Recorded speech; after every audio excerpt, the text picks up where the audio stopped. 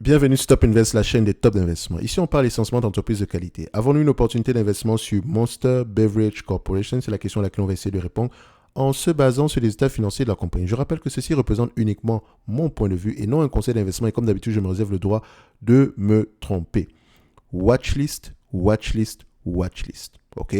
C'est une demande spéciale d'un abonné Top Premium. Je rappelle que dans le service Top Premium, vous pouvez demander des analyses quantitatives comme celle-ci, recevoir des analyses sectorielles comme celle qu'on a eu à vous envoyer précédemment ici dans la Top Newsletter. Attention, cette partie-ci est gratuite parce que vous la recevez dans la Top Newsletter. Ainsi que les notes d'analyse ici, dépendamment du secteur qu'on a analysé tantôt. Vous recevez généralement l'information par rapport à ces dernières-là. En tout cas, ceux qui sont dans le Discord privé. D'accord? En supplément, ici, vous pouvez demander des analyses quantitatives comme celle qu'on va faire présentement, plus deux notes d'analyse concernant moi les entreprises qui sont sous-évaluées ainsi que les notes de suivi des entreprises que je vais proposer précédemment. Ça ne veut pas dire qu'on prend, on achète, non.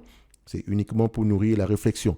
Et uniquement jusqu'au 22 du mois de juin, vous avez la possibilité d'avoir tout ceci pour ce montant-ci, plus le prix du top premium. Et vous pouvez payer en 2 fois, il garantit 30 jours de remboursement. Et comme je l'ai dit, 2 formations disponibles à partir du 13 du mois de juin et du 16 du mois de juin avec chacune sa masterclass. Donc, ce qui veut dire que quand je finis d'apprendre la formation, on a des exemples réels avec, comme d'habitude, c'est pas juste regarder les chiffres, avec à peu près, on applique exactement ce qu'on a appris dans la formation sur la masterclass, plus la réponse à vos différentes questions. Et comme je l'ai dit, c'est uniquement pour les 80 premières personnes. That's it. Maintenant, on revient ici.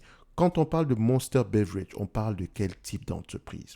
Je suis sûr que parmi vous, enfin, certains ne connaissent pas cette entreprise-ci. Si vous connaissez du Coca-Cola, etc., oui. Mais Monster Beverage fait à peu près la même chose et à un prix a connu une performance extrêmement élevée. Je pense même que c'est l'une des entreprises qui a connu le plus de croissance en termes de prix ici sur le marché boursier américain ici. C'est l'une des compagnies. C'est pas la compagnie.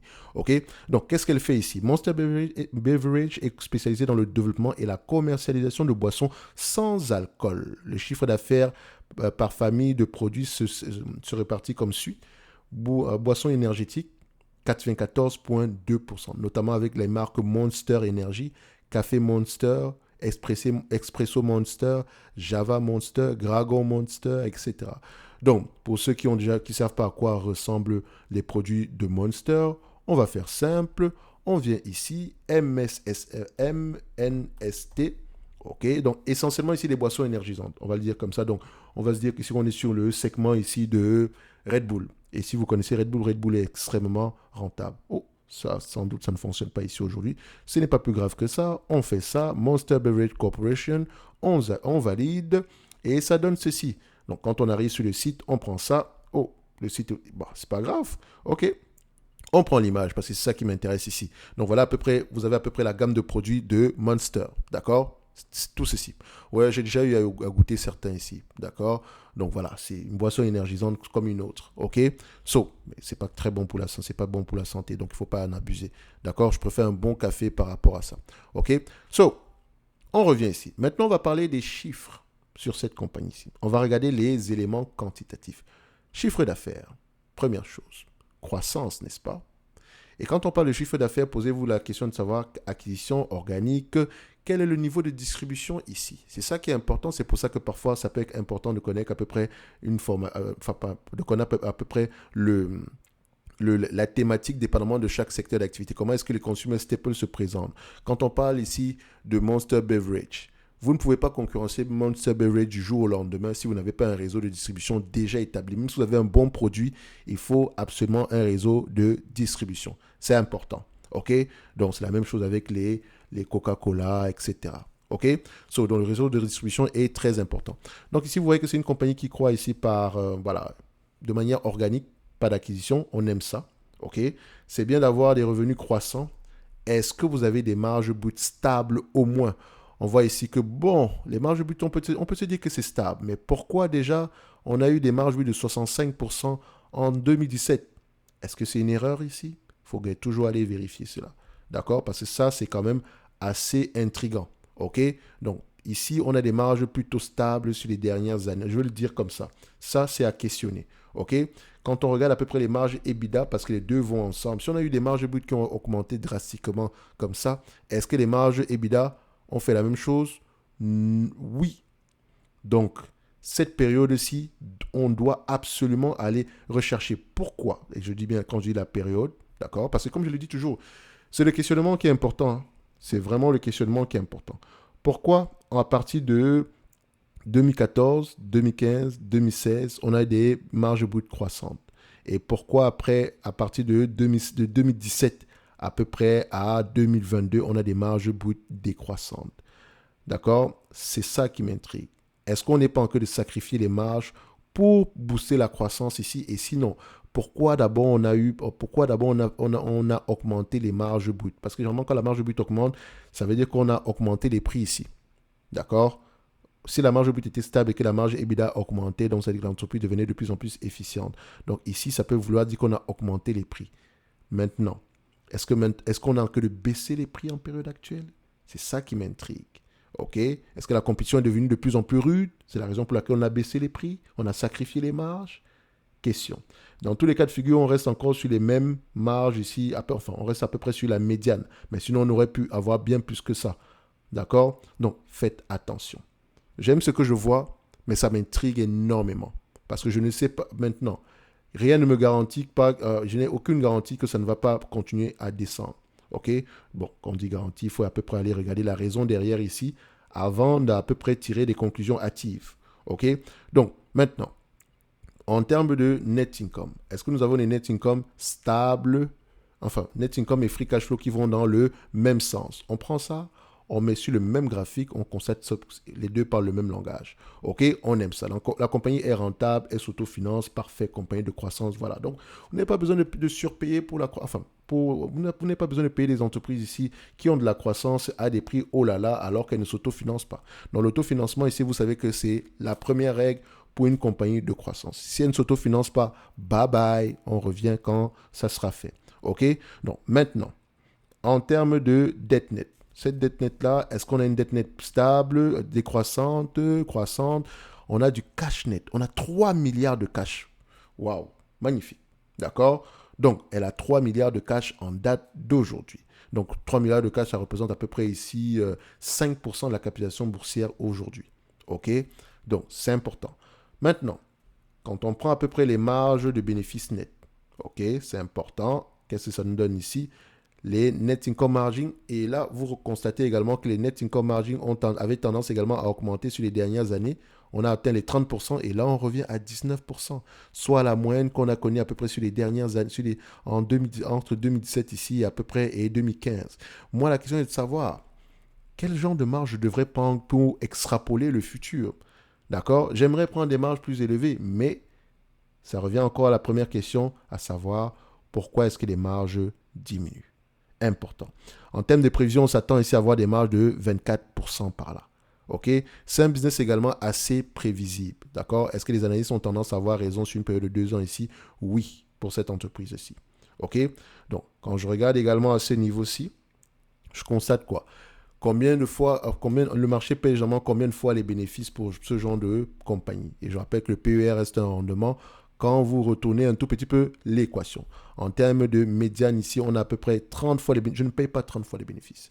On s'arrête déjà là, je ne payerai pas plus que 25 fois les bénéfices ici. Oui, on a une certaine croissance ici, au moins de 10%, je ne payerai pas plus de 25 fois les bénéfices. OK?